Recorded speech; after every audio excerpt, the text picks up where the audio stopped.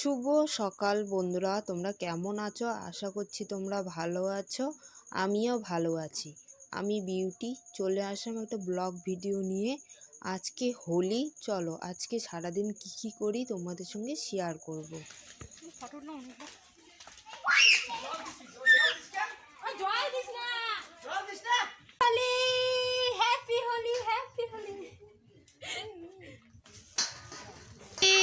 বুনু high, happy Holi দিদি, happy Holi.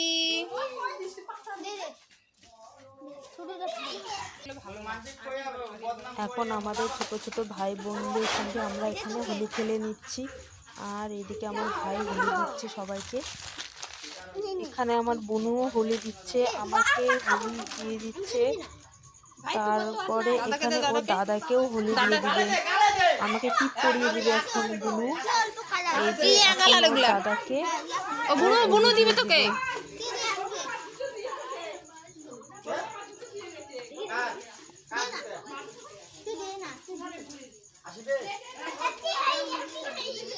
দে দে দিয়ে দে।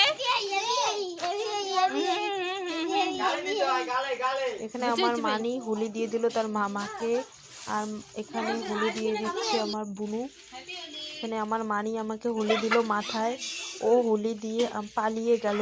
আমি এখন ওকে বললাম আয় নিচে আয়, হোলি দিব। আমি ওর গালে দিয়ে দিব হোলি, হোলি দিয়ে মাথায় দিয়ে ও দৌড়। এই যে আমার ভাই এখানে হোলি দিয়ে মুখটা কি অবস্থা করেছে তার জন্য দেখাচ্ছে। ও আমার উপরে রাগ হয়ে বলছে ভিডিও।